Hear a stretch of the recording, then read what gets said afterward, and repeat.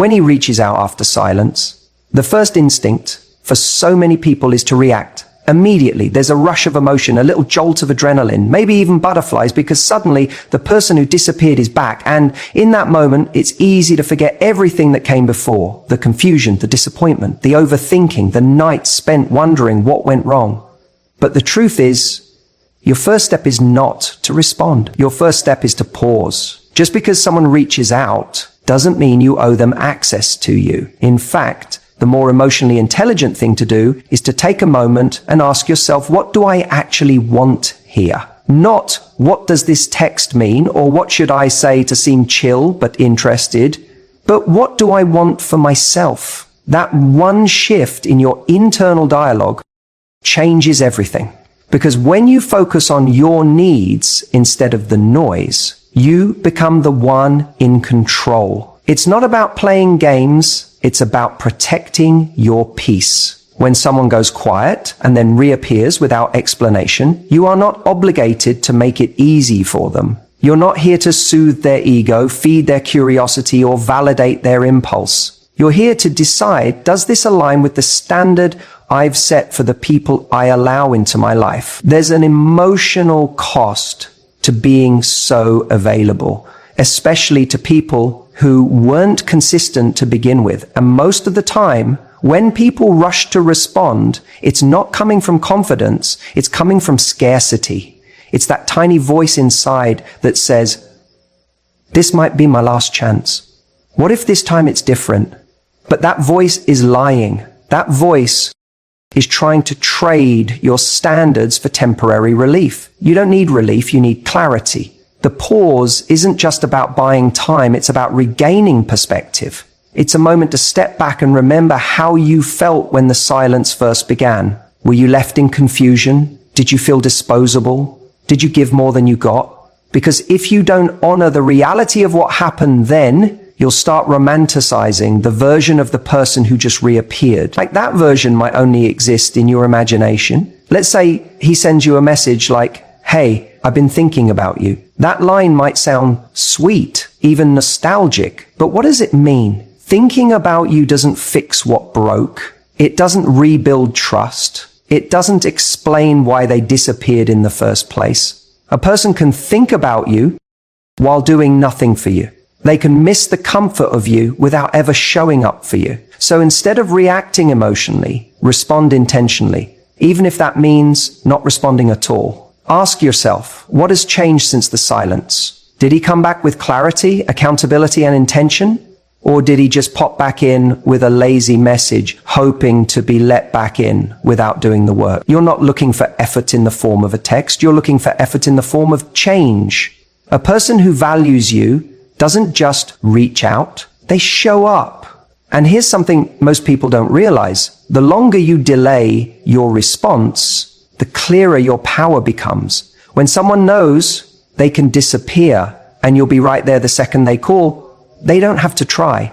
But when you make them wait, not out of spite, but because you're genuinely assessing your boundaries, you become someone who can't be picked up and put down at their convenience. You become someone who respects themselves too much to confuse attention with effort. Let's be honest, sometimes the message you receive isn't even about you. It's about their boredom, their ego, their loneliness, their desire to check if they still have access. And if you don't pause, you'll mistake their impulse for intention, and you'll be right back where you started, unsure, unsettled, and overinvested. What if, instead of feeling flattered, you felt curious? Curious about their motives. Curious about what they actually bring to your life now. Curious about why they think they can come back without acknowledging the absence. Curiosity creates distance between you and the illusion.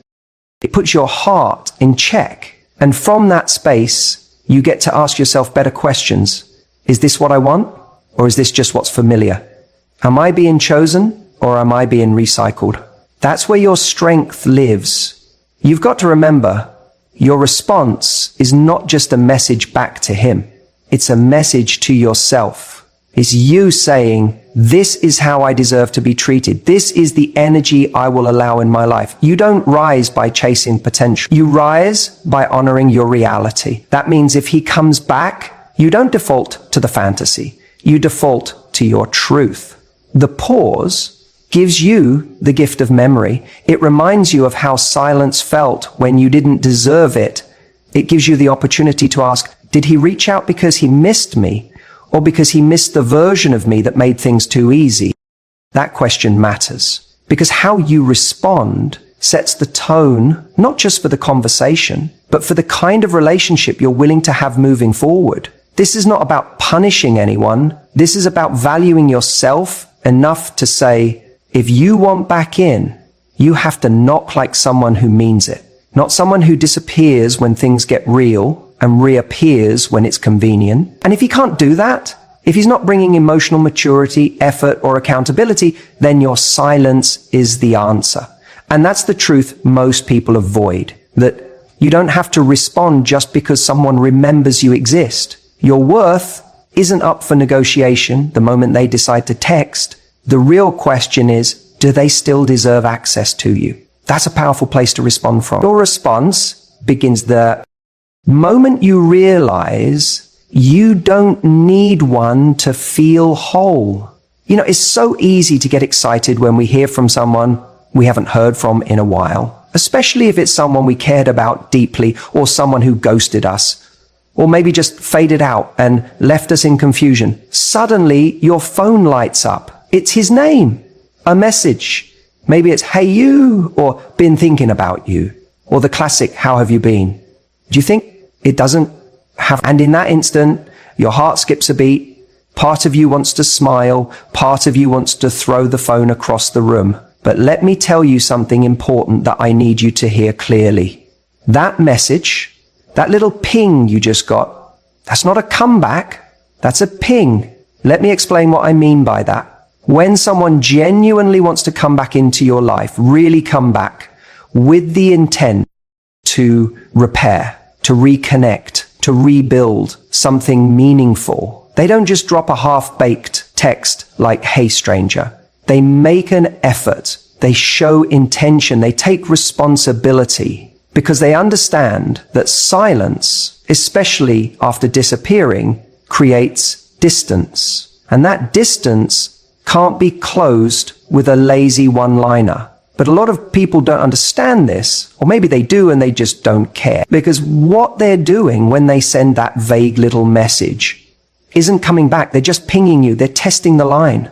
It's the emotional equivalent of tossing a pebble into the water to see if it makes a ripple. They want to know, are you still there? Are you still accessible to me? They're not necessarily saying, I want to invest in this again, or I'm ready to be serious, or I've realized your worth. No, they're saying, I'm bored, I'm lonely, I'm curious. I wonder if you're still available to me. And here's the trap, because you miss them. Maybe you still have feelings. Maybe there was no real closure. So when that ping lands, your heart jumps and your mind starts spinning stories. Maybe he's realized what he lost. Maybe he's finally grown up. Maybe this is the beginning of something real. But more often than not, that ping leads nowhere because the person who sent it had no plan, no commitment, just a moment of nostalgia or ego or convenience. What I want you to start doing, what I need you to start doing, is stop giving so much weight to the ping. Just because someone has fingers in a phone doesn't mean they've earned your attention again. We live in a world where reaching out is effortless. People can slide into your DMs, fire off a text, send a voice note, and feel like they've made some grand gesture. But that's not effort. That's not pursuit. That's not a sign of growth or change. That's just activity. Don't confuse activity with intention. The real question isn't, did he reach out? The real question is, what does his message mean? And more importantly, what does it mean to me? Because unless that message comes with clarity, accountability, and a genuine desire to move things forward, it's just noise. It's emotional spam. And you don't need to respond to spam. You filter it, you block it, you move on. Now, I know that's easier said than done, because when someone you care about reappears, even if it's just a blip on your screen, it stirs things up. You remember the good times, you feel a glimmer of hope. But I want you to stay grounded. Ask yourself, what has he really said here? If all he's offered is a vague opener, don't rush to fill in the blanks. Don't start writing a romantic novel in your head based on a single shallow sentence. Make him work for it. Make him show up. Because if someone truly values you, they'll want to remove the ambiguity. They'll want to earn back your trust, not just your time. And let me be clear, your worth isn't measured by who texts you. It's measured by how you respond. Anyone can say, I miss you. Anyone can send a 2 a.m. you up message. That's not connection, that's access. And there's a big difference between someone wanting to connect with you and someone wanting access to you. When someone reaches out after silence, they should be stepping up, not just popping in. Well, what do? How do you respond? First, take a breath. Don't get swept away in emotion. You don't owe anyone an instant reply. In fact, that pause, that space, is powerful. It gives you time to ask the right questions. What do I actually want here? What pattern has this person shown me before? Does this feel like genuine interest or just a lazy attempt to reopen a door they walked away from? Be honest with yourself. If you do choose to respond, do it from a place of calm confidence, not need. You're not trying to win them back. You're not trying to impress. You're just communicating. Simple, direct, self-respecting. Something like, hey, it's been a while. What made you reach out? That one sentence, it puts the ball back in their court. It tells them, I see you, but if you want access to me again, you're going to have to show me why.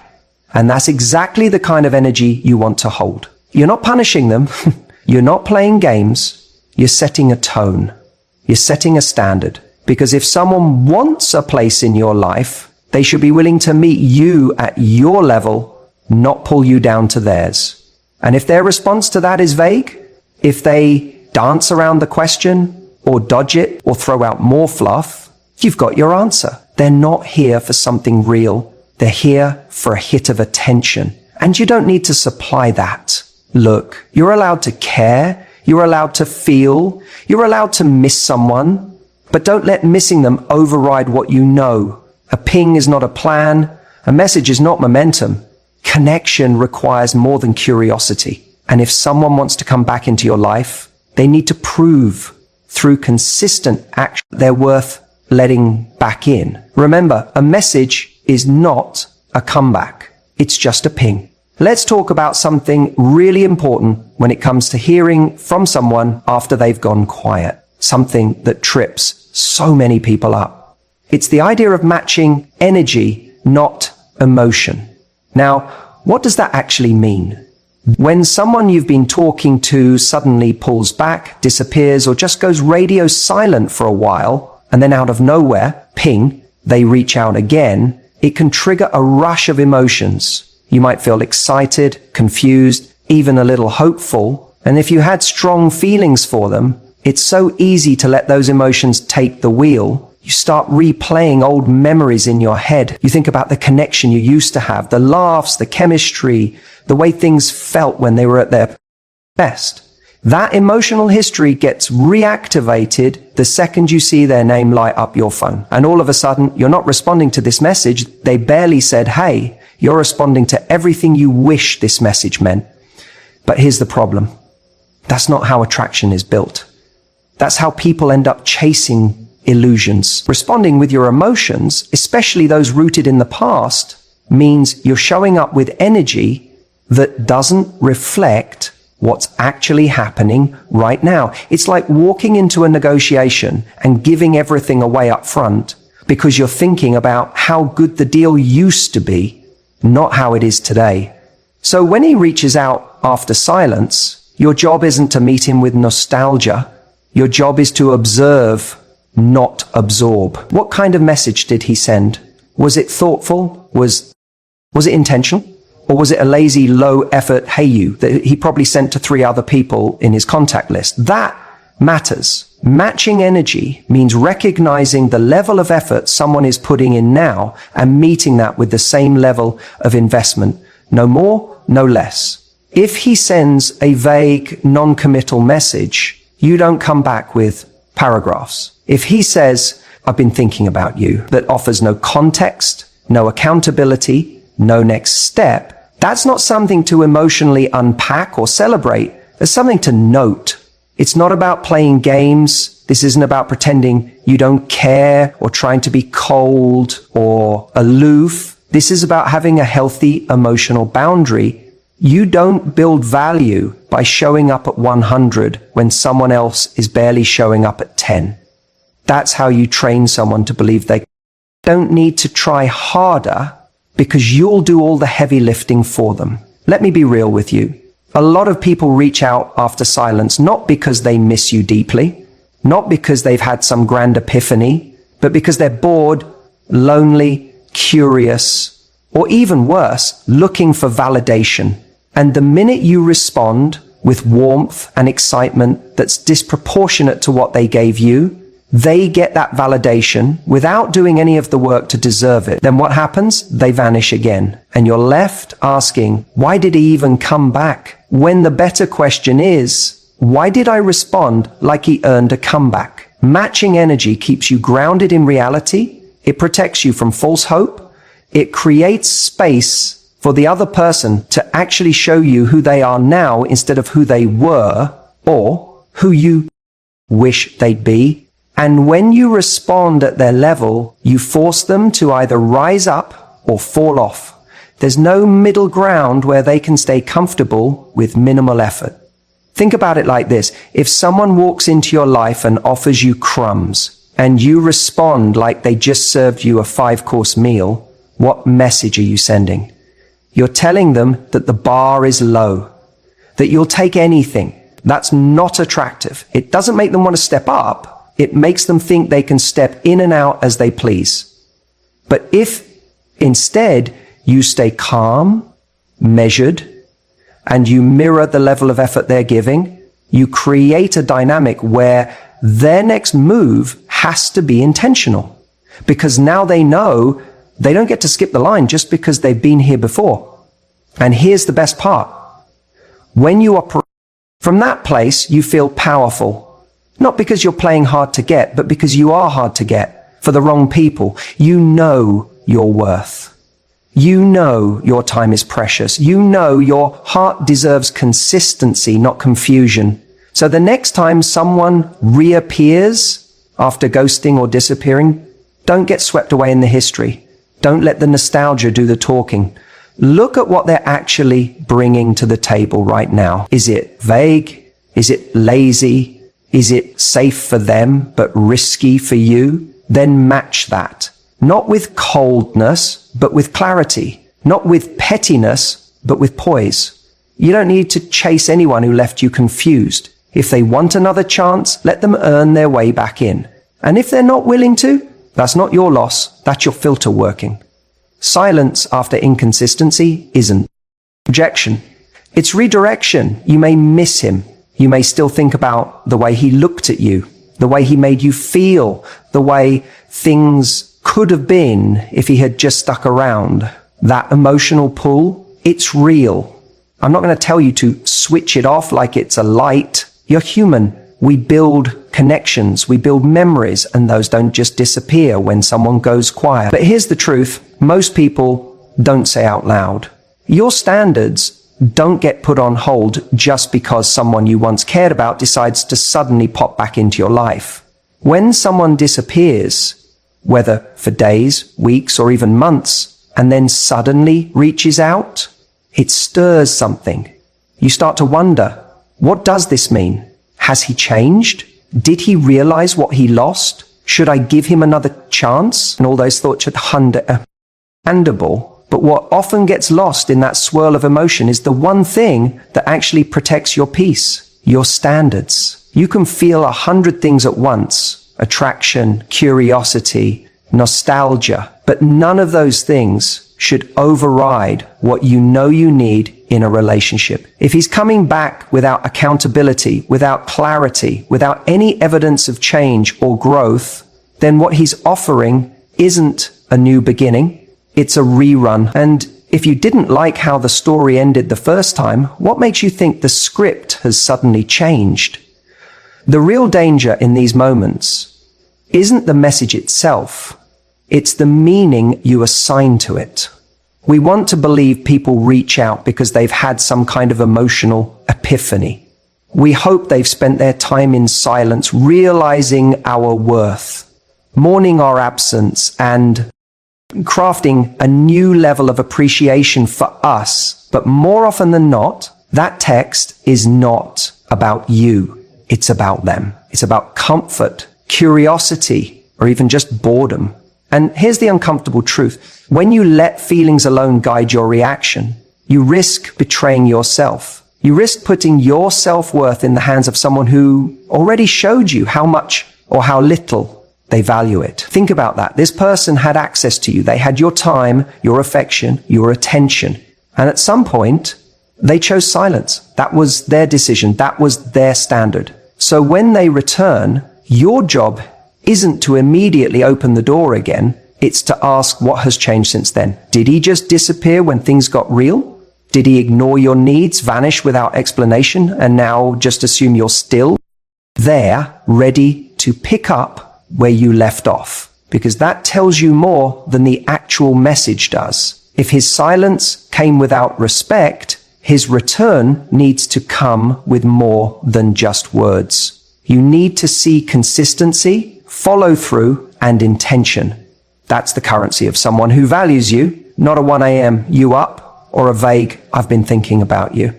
Now let's be honest, replying feels good. It gives you a hit of validation. It feels like you finally have the upper hand. He came back. But if that validation comes at the cost of lowering your standard, then it's a short-term win and a long-term wound. Because the next time he disappears, and chances are, if nothing's changed, you'll feel that same sting, only deeper. And worse, you'll feel like you saw it coming. So instead of focusing on how you feel about him reaching out, focus on how you want to feel about yourself afterward. Do you want to feel proud that you maintained your boundaries, that you didn't accept less than you deserve? Or do you want to feel like you compromised, that you handed back your power just because someone knocked on the door again? And this isn't about being cold. It's not about holding grudges or playing games. It's about choosing alignment over attachment. You can still care about someone and recognize that they're not what's best for you. You can still wish them well and know that going back would mean going backwards. That's strength. That's self-respect. And that's what sets apart someone who lives by their standards from someone who lives by their emotions. Let me tell you something powerful. The person who truly deserves you won't leave you wondering. They won't disappear and then return like nothing happened. They'll be consistent, communicative, and clear about what they want. And if someone isn't giving you that, then no amount of history, chemistry, or romantic fantasy is worth sacrificing your peace. So the next time he reaches out after silence, remember this. Your emotions are valid, but your standards are vital. If you do choose to respond, remember this. Set the tone. Don't fall into the trap of thinking you have to tiptoe around him just because he's finally reached out. Too many people, when someone comes back after a long silence, reply in a way that communicates gratitude rather than clarity. They respond like they've been rescued from emotional limbo, like they've been waiting by the phone for this very moment. That energy, it hands over your power instantly. And worse, it rewards inconsistency. You're not here to reward silence. You're here to respond in a way that makes it clear you value yourself. And you're not just an open door that swings whenever someone decides they're ready again. That doesn't mean being cold or dismissive, but it does mean that the tone of your message communicates who you are now not who you were when he disappeared. When someone comes back after disappearing, it's easy to get swept up in the relief or the nostalgia or even the hope that maybe this time it will be different. But none of those emotions should write your reply for you. Your reply should come from strength, not longing, from awareness, not wishful thinking. So how do you do that? You set the tone with calm curiosity, not emotional investment. A simple message like, hey, it's been a while. What made you reach out? Huh? That's it. You're not biting. You're not throwing your heart onto the table. You're flipping the script and making him show his hand. You're not playing games. You're just not doing the emotional heavy lifting anymore. The reason that line is so powerful is because it does two things. First, it acknowledges that time has passed, that this isn't just picking up where you left off, that silence meant something, that time changed things. It puts the ball in his court. It makes him accountable for showing his intention. If he replies with something vague like just thinking about you or just wanted to say hi, that tells you everything you need to know, because real intention has weight. Real interest has a plan, and someone who wants back into your life shows up with purpose, not just nostalgia. When you respond with calm clarity, you shift the entire dynamic. You're not the one waiting for a sign of interest anymore. You're evaluating whether the person reaching out deserves a place in your life now. And that's an entirely different energy.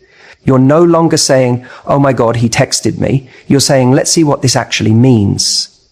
And don't think for a second that this calm tone goes unnoticed. A confident woman who doesn't over-explain, doesn't gush, doesn't emotionally flood the conversation after silence, that's magnetic. That makes someone stop and think, wait, she's not jumping at this. She's not impressed just because I messaged. That tells him you're not waiting, you're living. That tells him you're not the same woman he left months ago, that maybe, just maybe, he has to earn the chance to speak to you again.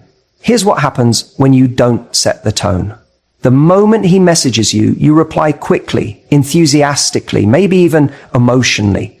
You ask how he's been. You tell him you've missed him. You create a safe, welcoming space with no friction. And while that might feel like a kind thing to do, it unintentionally says, there are no consequences for disappearing. You can come and go as you please. But when you do set the tone, you give him a different message.